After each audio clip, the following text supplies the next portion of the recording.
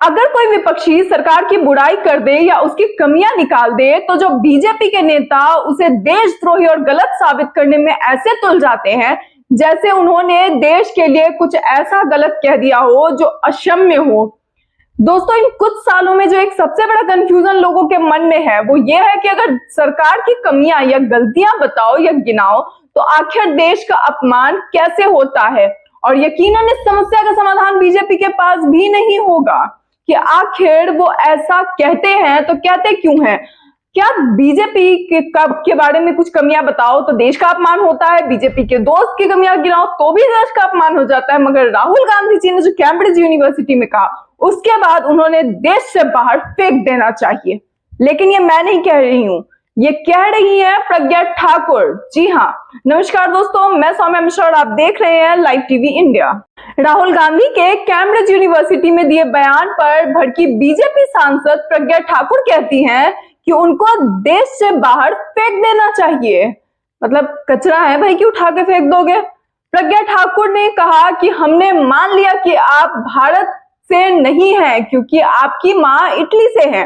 Bharatiya Janata party की सांसद प्रज्ञा ठाकुर ने कांग्रेस नेता राहुल गांधी पर विदेशी धरती पर उनके हालिया बयानों को लेकर निशाना साधा है। राहुल गांधी ने हाल ही में लंदन में ब्रिटिश सांसदों को संबोधित करते हुए उन्होंने आरोप लगाया था सरकार पर कि संसद में काम कर रहे माइक्रोफोन को अक्सर विपक्ष के बोलने पर बंद कर दिया जाता है। और अब इसी बात पर भोपाल से बीजेपी की फायर ब्रांड सांसद प्रज्ञा ठाकुर ने कहा कि चाणक्य ने कहा था कि विदेशी महिला से पैदा हुआ बेटा कभी भी देशभक्त नहीं हो सकता। और राहुल गांधी ने यह साबित कर दिया है। यानी मिर्ची इस लेवल पे लग गई है कि चाणक्य की नीतियों को, चाणक्य की बातों को उठा के लाना पड़ रहा है किसी सामने वाले की बेइज्जती करने के लिए। प्रज्ञा सिंह ठाकुर ने कहा कि कार्य अच्छा हो रहा है लेकिन कांग्रेसी लोग संसद चलने ही नहीं दे रहे हैं। उनको लगता है कि कार्य अधिक होगा तो हमारा अस्तित्व खतरे में आ जाएगा। उनकी बुद्धि भ्रष्ट हो गई है। आपको देश की जनता ने चुना है, आप जनता का अपमान कर रहे हैं, आप हमारे देश का अपमान कर रहे हैं। यानी एक बार फिर से देश को अपमानित किया जा रहा है, भारत को बदनाम कर रहे हैं। कितने वर्षों तक कांग्रेस की सरकार रही और आपने भारत को खोखला कर दिया। पूरी तरह से प्रज्ञा ठाकुर ने राहुल गांधी को विदेशी कहकर कटघरे में खड़ा कर दिया है कि भैया आप तो विदेशी हैं, आपने देश को बेच खाया है। मगर क्या उनके ये कहने से सवाल खत्म हो जाएंगे?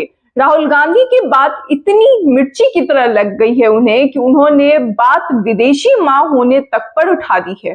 राहुल गांधी पर निशाना साधते हुए प्रज्ञा ठाकुर ने कहा कि आप विदेशों में बैठकर कहते हो कि हमें संसद में बोलने का अवसर नहीं मिलता। इससे शर्मनाक और कुछ हो ही नहीं सकता।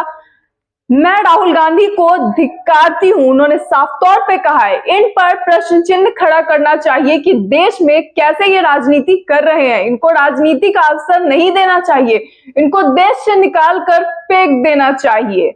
वहीं प्रज्ञा ठाकुर के इस बयान पर मध्य प्रदेश कांग्रेस मीडिया विभाग के अध्यक्ष के मिश्रा ने पलटवार करते हुए उन्हें याद दिलाया कि वह मालेगांव विस्फोट मामले में एक आरोपी थी।